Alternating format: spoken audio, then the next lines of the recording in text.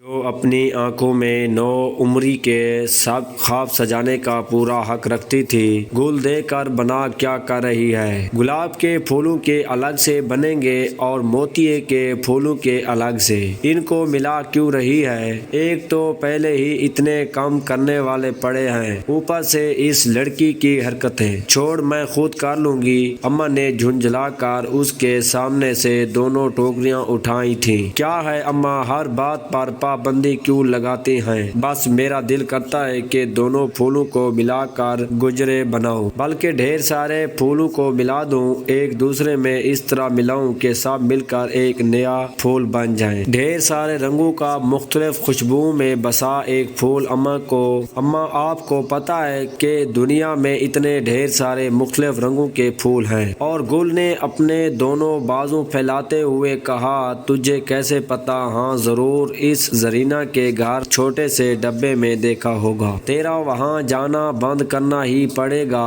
اس سے پہلے کہ گل کوئی جواب دیتی، ہلکی آواز میں سلام کرتا کوئی آگے بڑھا۔ اس چھوٹے سے محلے میں صبح کے وقت دروازے بند کرنے کا رواج بہت کم تھا۔ جنید عرف راجہ کو دیکھ کر گل کے منہ کے زاویے بہت تیزی سے بگڑے تھے، اس کے چہرے کی مسکراہٹ بتا رہی تھی کہ وہ ان کی باتیں سن چکا ہے۔ آؤ بیٹا، ابھی گجرے تیار ہو جاتے ہیں، گل چائے کا پانی رکھو۔ اماں کو متوقع دماد کا سوچ کر او بھگت کی پڑ گئی تھی۔ گل پاؤں پٹکتی کونے میں بنے چھوٹے سے باورچی خانے میں چلی گئی۔ راجہ اماں کی باتوں کے جواب دیتا ہوا گجرے بنانے لگ گیا۔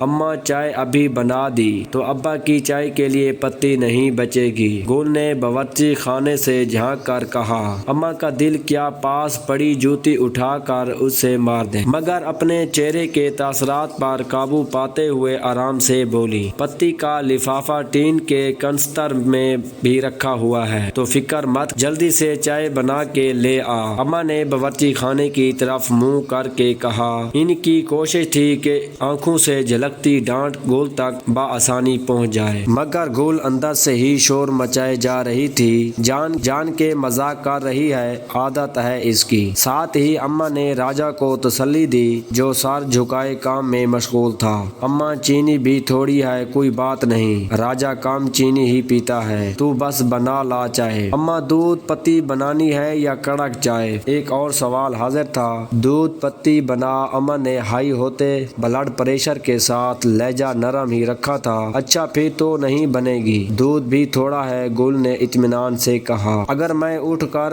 آ گئی تو سب بن جائے گا، مجھے مجبور مت کر۔ گل اماں کے صبر کا پیمانہ لبریز ہو گیا، اسی لیے غصے سے بولی۔ راجہ نے ان کے ہاتھ پر ہاتھ رکھا، کوئی بات نہیں مامی جان، اس کی عادت ہے مذاق کرنے کی۔ راجہ کے کہنے پر اماں سر جھٹک کر بڑبڑانے لگی۔ تھوڑی دیر کے بعد گل چائے کا کپ تھامے حاضر ہوئی۔ یہ لیں، گل نے چائے کا کپ اتنے زور سے میز پر رکھا کہ چائے چھلک گئی۔ بد سلیقہ لڑکی، اماں کا بس نہیں چل رہا تھا کہ گل کی دھلائی کر دیں۔ بیٹا میں ابھی آئی، اماں کہتے ہوئے اپنی جگہ سے اٹھی اور گل کے پاس سے گزرتے ہوئے اسے غصے سے گھورا۔ گل کھسیا کر پیچھے ہٹی۔ کچھ دیر کے بعد وہ پلیٹ میں بسکٹ رکھ کر لے آئی۔ ارے مامی جان، اس تکلیف کی کیا ضرورت تھی؟ میں نے کچھ دیر پہلے ہی تو ناشتہ کیا ہے، راجہ نے نرمی سے منع کیا۔ اگر یہ سٹوری آپ کو اچھی لگی ہو تو میرے چینل کو سبسکرائب اور ویڈیو کو لائک کر دیجیے گا، شکریہ۔